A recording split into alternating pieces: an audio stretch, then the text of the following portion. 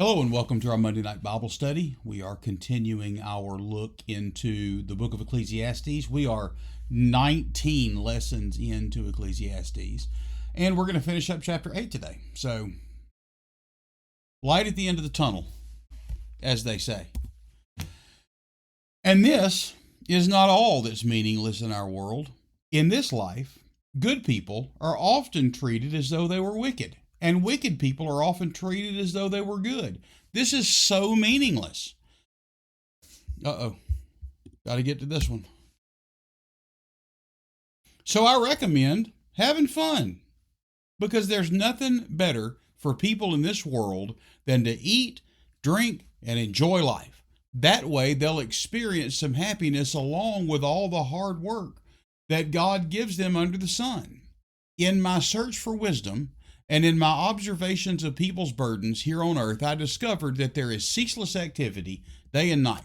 I realized that no one can discover everything God's doing under the sun. Not even the wisest people discover everything, no matter what they claim, no matter how spiritual they think they are, no matter how spiritual you think they are. Even the wisest people don't really understand everything. And so we have all watched... We've all watched good people suffer. We've all watched injustice. We've all seen things that were not fair. We've seen good people do the right thing, and it seems like they just get kicked in the head over and over and over again. And we've seen terrible people do terrible things, and it seems like everything that they do, they just land on their feet, and the whole world is perfect, and the world is their oyster, and everything just works out swimmingly for them every time, and it makes us mad, and we get frustrated because obviously it's not fair. You, me, all of us have been in situations where we have done what we thought was the right thing. You told the truth when lying would be easier, and you got in trouble for it. You got persecuted. You got laughed at. You lost something that you thought was yours because you were willing to tell the truth and somebody else wasn't, and they get rewarded. You watch as the guy that cuts the corners gets the Employee of the Month plaque for the fourth month in a row. And you want to go to the boss and strangle them because they're just not paying attention to what's going on. You see the guy that doesn't do things correctly and doesn't do things right, and he gets promoted and you don't. You see the people that just don't do things right, and good things seem to happen for them over and over and over again, and we get frustrated by it, and it's not right. And Solomon says, that's not all that's meaningless in our world. Talking about what we've just talked about. In this life, good people are often treated as though they're wicked, and wicked people are often treated as though they're good. This is so meaningless, and we're right back to this idea of meaninglessness in the world. And it's not this vapor that he talks about. It's not that it's something that you don't see. It's not that it's something that is not real. It's something that you can't really grasp. You can't get a handle on it. By the time you think you understand it, it's shifted and it's changed, and there's something else. And just about the time you think you finally figured out the right method, or you finally cracked the code, or however you want to say it, there's something else happens, and something else goes away. And I didn't start my timer, and we all know how terrible that would be. Something else happens, and we can't really figure it out. We think there should be a connection between good and reward, and bad and punishment. From the time we're old enough to understand reward, we think if we behave in a certain way, good things are going to happen to us. He sees you when you're sleeping. He knows when you're awake, right? He knows if you've been bad or good. So be good for goodness sake, because Santa Claus is coming to town. And if you're a good little boy or girl, you are going to get good presents. And if you're not good, you're going to get coal in your stocking because you weren't good. And so your reward is connected always to your behavior. And as we grow and we mature, we look around the world and we realize that that's not always what happens. It's not always that good people get good stuff and bad people get bad stuff. And so our worldview shifts, and unfortunately for some people, their whole world comes crashing down around them because you look at scriptures, you look at the book of Deuteronomy chapter 32, God tells the nation of Israel, if you do the things that I tell you to do, if you walk uprightly, if you do the sacrifices, if you keep the laws as a nation, then I will bless you as a nation, and your enemies will flee before you, and I'll give you the land, and it'll be the land that flows with milk and honey, and all these good things are going to happen to you. And in general terms, that is correct. Nations that serve the Lord, God tends to bless those nations. But understand that it didn't mean that nobody's house burned down. It didn't mean that just because when you go in and you take the city, there were some people, you can read it for yourself, there were some people that died in the fights when they took cities. And so it didn't mean that individuals didn't struggle, that individually bad things didn't happen to good people. It meant that in general there was a progression toward the good for the whole, right? And so when we take these generalizations and we try to apply them specifically to our lives, we're going to end up in a bad place, because sometimes God makes a promise to a nation that can't be taken as an individual. Sometimes God makes a promise to a people that I can't take as a promise to me, or a blanket statement that every time I am doing good enough, that God is going to be good for me. God is going to do good, and God's going to make sure that everything works out the way I want it to go. Sometimes righteous people suffer, and sometimes wicked people prosper. And we just talked about last week that it was when you go to the funerals and the man that lived like a devil, people are just talking about how wonderful they were, and the righteous man is criticized and mocked and sent off as somebody that didn't really understand how the world works. And we misjudge people, and I misjudge people. And sometimes if I like somebody, I will excuse behavior that is probably not right. And if I don't like somebody, I will judge their intention. And even if they do the right thing, I will say that they did it for the wrong reason, because I don't know, because I'm fallible, because I don't judge with a righteous judgment most of the time, because I've got a personality conflict with somebody. In Psalm 73, Asaph says, my feet had well nigh slipped when I saw the prosperity of the wicked. I was going into the house of the Lord. I was doing the right things, but I saw wicked people that were prospering, and it didn't seem fair to me, and I didn't understand it. And so it caused me to stumble. In the book of Job, his friends spend 30 chapters telling him what a devil he must be, and how he must be hiding some secret sin in his heart, because God wouldn't judge a good man the way that Job is being judged. The book of Habakkuk opens with this complaint that the prophet has to God, because God is not judging the people. God is not judging wickedness the way that he should. And the wicked are swallowing up the righteous, is the way Habakkuk puts it.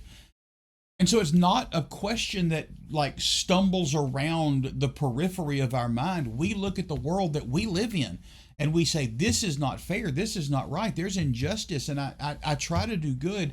And it seems like the more I try to do good, bad stuff keeps happening. And it would be easier if I just, maybe cut corners a little bit, maybe didn't do everything exactly the right way. Terrible people are prospering, righteous people are not, and I don't understand why that's happening. And it's a legitimate question, and it's a question that we all have.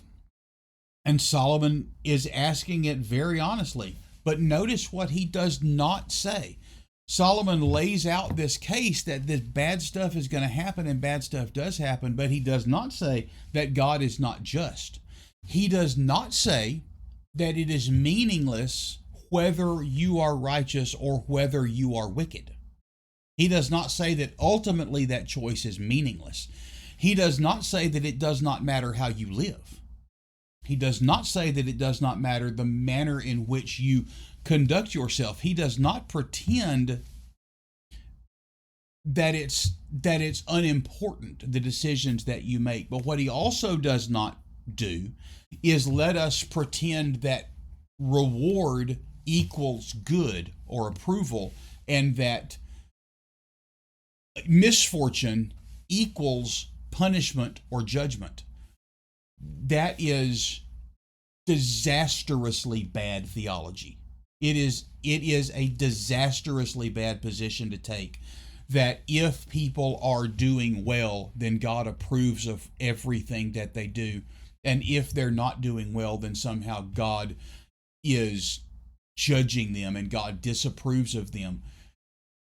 That theology is going to cause you to be lost. Understand, this is the temptation at Eden, that you will be able to judge for yourself what is good and evil. You'll be able to judge for yourself what is right and wrong.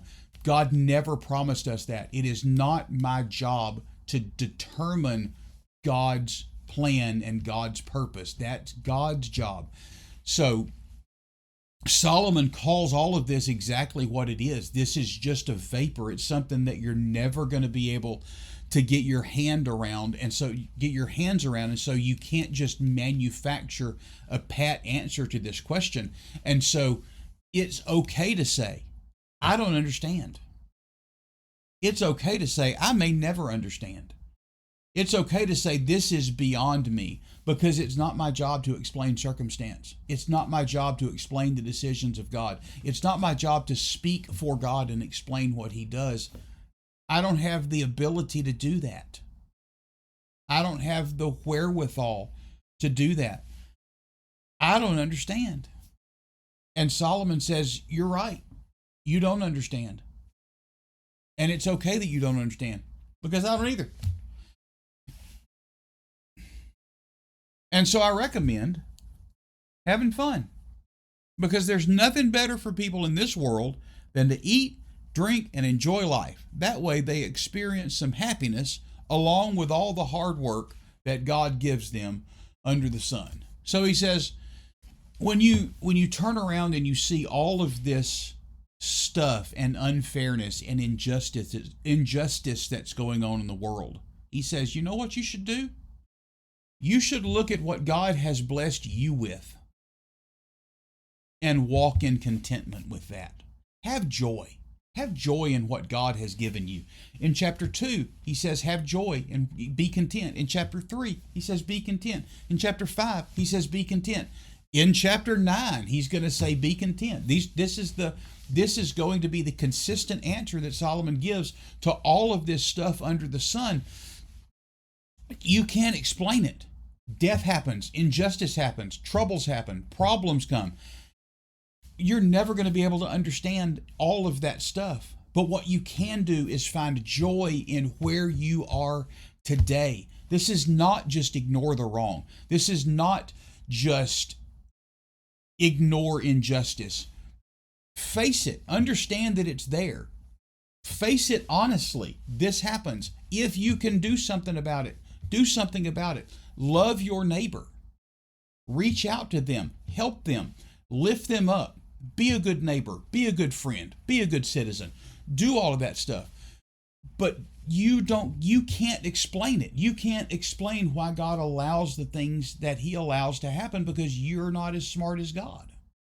And so enjoy the gifts that God has given you. Enjoy what God has given you today. Enjoy your daily bread. Contentment is so powerful. Contentment is a hedge against this drive for wealth. Contentment is a hedge against a drive for power. Contentment is a hedge against a drive for pleasure. Contentment is a hedge against a drive for honor. Contentment blocks all of these things because I don't need it, because I'm content with what God has given me. I'm content with the daily bread that God has given me. Don't treat your day as some sort of a project or a punishment or any of this other stuff from God. God has given you family. God has given you friends. God has given you sustenance. God has given you so much. Even people that we would consider so misfortunate, God has given them the gift of existence. God's given them a creation that they can look at. God has blessed us daily with a daily bread. In Israel, the children of Israel don't get a map of the 40 years. They don't get to understand where they're going. Sometimes they don't know if the cloud's going to pick up during that day. They don't know where they're going to camp tonight, because today might be the day that the cloud moves and they have to break down the tent and follow the cloud. They don't know what's going to happen tomorrow, but what they do know is when they woke up this morning, there was bread on the ground. When I woke up today, God had given me what I needed to make it through today. God had blessed me with what I needed for today. And when they did start worrying about tomorrow, when they did start fussing about things other than the daily bread, that is when God gets angry with them. And God says, you know what? I've already blessed you with everything that you need.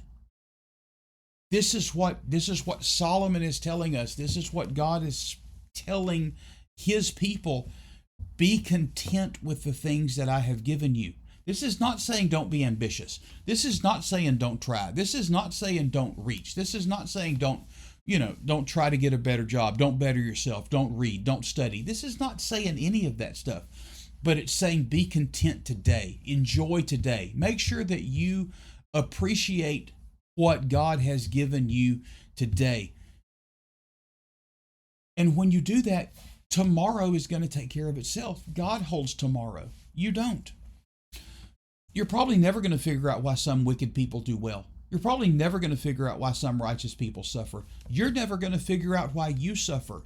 You're never going to figure out why you go through the things that you have to go through. You're not. And it's not for you to do it. It's for us to live today, trusting God today. Don't destroy your future because you're worried about not being able to explain something. Don't sabotage your joy because you can't explain something that happened. Live today. Love today. Love the people that are around you. Love your neighbors. Do good to people. Pray for your enemies. Live today. Enjoy your daily bread. Find joy in today. Not a mood, not some sort of a giddy happiness. Just look, this doesn't deny that the verse directly before it, verse 15, doesn't say that verse 14 is not true. But verse 15 says, I'm going to do what I can, but I can't do what I can't. And so I'm going to find joy in my daily walk. I'm going to be content with what God has given me. If I've got an opportunity to help, I'll help. I'll look for ways to do good to people, to do good for people. But I'm going to be content with what God has given for me. I'm going to be thankful for the ordinary gift that God has given. It's not a distraction from the hard questions. The hard questions are still there. We're all going to have them. But contentment gives me a shield against bitterness, against anger, against depression, against all of these things that come to my mind if I'm just content with what God has given. Work hard. Like whatever your hand finds to do, do it with all your might. Work hard. Get a promotion, get a raise, right? All of this stuff. But be content with what you have today. In my search for wisdom and in my observation of people's burdens here on earth, I discovered that there is ceaseless activity day and night. I realized no one can discover everything God is doing under the sun. Not even the wisest people will discover everything, no matter what they claim. And here is the reason that verse 14 is going to stay unanswered. It's not because we don't try hard enough. It's not because we don't work hard enough. It's not because we're not smart enough. Solomon's the wisest man in the world. I mean, Solomon's getting with it. Solomon's studying. He's working day and night trying to figure all this stuff out, and he can't do it. So it's not for lack of trying. It's not for lack of resources. Solomon He's wealthy. He's wise. He's got everything that he needs. And yet, 3 times in these verses, Solomon says the search was fruitless. The search failed because it's not for us to understand. We're grasping at this fruit of the tree of the knowledge of good and evil. Not the knowledge of good and evil in that I can decide for myself what is sin and what is not sin. The knowledge of good and evil in that I can decide what is good, what thing is good, and what thing is evil. Because there's been some stuff in my life that I would have said were good that turned out to not be good. There's been some stuff in my life that I would have said were evil that turned out to not be evil. And when I spend my time and my attention and my focus trying to determine for myself what this event is, whether this event is good, whether this event is evil, I'm in dangerous territory, because that's not my job. That's not mine to determine. That's God's to determine. In the book of Job, again, we find Job asking somewhere between 122 and 124 questions of God, and God gives Job 0 answers. In fact, God responds to Job with 77 or 78 questions of his own. Job says, why are you being unfair? Why are you treating me this way? Why are you doing all this when I've done everything for you? And God responds to Job and says, where were you when I framed the foundation? Where were you when I laid the foundations of the world? Can you put a hook in the mouth of Leviathan and draw it out? Can you tame Behemoth? What are you going to do, Job? Who do you think you are questioning me? Understand that God says, I've given you blessing, Job. And now the devil has come. He didn't tell him it was the devil. But here's the thing about Job. Job is grasping for the knowledge of the tree of good and evil. Like, I need to determine whether or not this is good. I need to determine whether or not this is bad. And God says, in all of this, Job, here's the point of the book of Job. Job doesn't know who God is. For 33 chapters, Job doesn't know who God is. Job is worshiping a God that he doesn't have a relationship with. And it is through this trial that Job develops this relationship with God. The book of Job is not about Job getting more camels. The book of Job is not even about Job losing all these things and saying he's going to worship and do all the stuff that he's, all the good stuff. And, you foolish woman, naked came I into the world. All that's not what the book of Job is about. The book of Job is about a man who thinks he's righteous, and God shows him that he's not as righteous as he thinks he is because he's wrapped up in what he's doing. The book of Job is about a revelation of who God is, the power of God, the majesty of God, the glory of God, the holiness of God. This is what Job is about. And when we wrap our lives into determining whether or not this event is good or bad, we miss the point of living for God. We miss the point of the daily walk and the daily contentment that God has for us. It's not for us to understand. It's for us to trust. It's not for us to explain. It's not my job to explain. It's my job to walk every day in the peace and contentment that God has blessed me with. If I could explain God, that would be a terrible God. If you could explain God, that would be a terrible God.